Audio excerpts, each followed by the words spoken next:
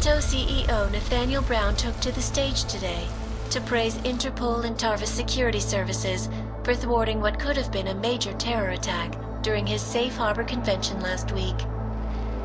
Interpol has confirmed that a group of radical terrorists linked to the Augmented Rights Coalition wired the residential towers surrounding Apex Center with enough explosives to destroy 2 city blocks.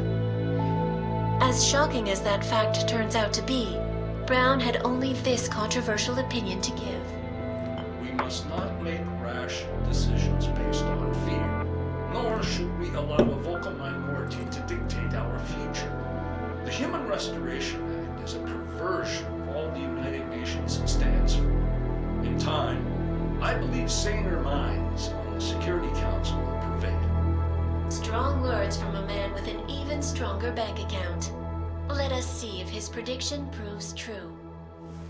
This is Eliza Hey, are you even listening to this? Live We won! from Pike. Did we? We completely disrupted their plan. Marchenko, the Orchid, the bombs. You've been under too long, man. Time to come up for air. Take a breath. Janus messaged me last night, said Brown's been lobbying like a champ. He and the people you saved know the act isn't a solution. Bikers will talk around it as long as they can, but that thing is finished. Janus always seems to have the inside track. Except when it really matters. Miller, right? I'm sorry, Adam. I really did think he was working for the Illuminati. For a while, we both did. By the time I realized he was innocent. We can't change the past. We have to keep going. What are you thinking? How many more plans do they have in motion? How many more soldiers like Marchenko are waiting for the call? Don't call him a soldier. He was a thug, man. Soldiers have a code of honor. Honestly, I'm surprised you let him live.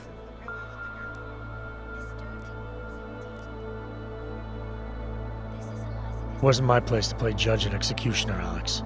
We should be concerned for every life, no matter how badly it's been lived. Once a cop, always a cop, huh? Regardless, we want the men behind him. Behind the Human Restoration Act. The ones still out there in the shadows. It's time for me to start pulling them into the light. Well, now we got names. Manderley and Page. The collective won't stop until we bring these guys down. Yeah? Well, there's one more name I want to put a face to. Janus. So that's what you've been chewing on. Look, I'll try, Adam, but I already told you he doesn't like meetings that aren't on his terms. Then give him a choice. Either he sets up a meeting, face to face, or I find it myself. I think it's high time we met the man behind the mask, Alex. Don't you? This report just in. Law enforcement officials in Prague have tracked down and captured the bomb maker, whose deadly explosive devices claimed the lives of dozens of innocent travelers earlier this week. The woman, an ex-army demolition specialist named Allison Stanek, appears to be a religious fanatic and leader of the tech cult group, Church of the Machine God. Police arrested her and several of her followers inside the cult's headquarters, following an extensive investigation. If you ask me, folks, that is some very good news indeed. A coroner's report released in Prague today offers shocking new insight into the death of Dr. Talis Rucker, former leader of the Augmented Rights Coalition. Apparently, the primary cause of the doctor's death was the exceedingly high level of alcohol found in his system. No other toxins were present, nor were there signs of any suspicious activity. Sources close to Rucker tell me he had been struggling with alcoholism ever since becoming a public figure. I am sure I do not need to remind you folks that the organization he founded, the Augmented Rights Coalition, has been linked to last week's horrifying terror attack in London. Augmented terrorist Viktor Marchenko, whom law enforcement officials describe as being instrumental in the planning and execution of devastating violence in London last week, is being moved to a secure facility for questioning. The long-standing member of the Augmented Rights Coalition, Marchenko has been very outspoken about his motives for the attack, claiming it was appropriate retribution for injustices suffered by the Augmented. I do not know about you folks, but there is only one question I really want the answer to right now. When will the United Nations pass the Human Restoration Act so that dangerous killers like Marchenko can no longer terrorize us?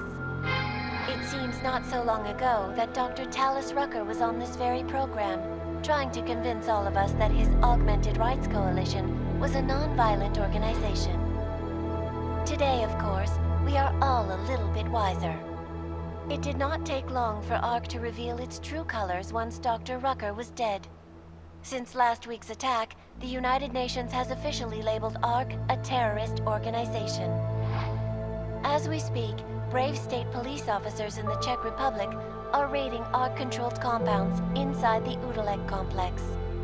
Here is an example of the defiance they are encountering. This is where you have it all wrong.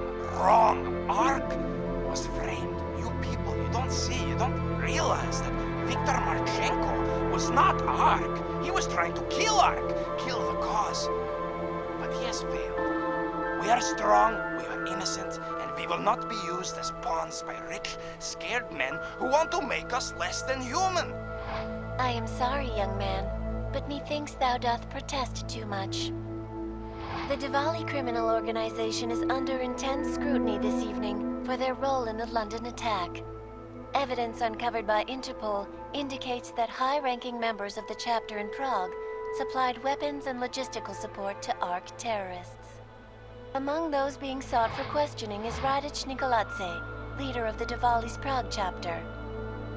Sources close to the man tell me, however, that Nikoladze has gone off the grid, and it is unlikely he will ever be found. An indication of guilt, perhaps? Join the online discussion and let us know what you think.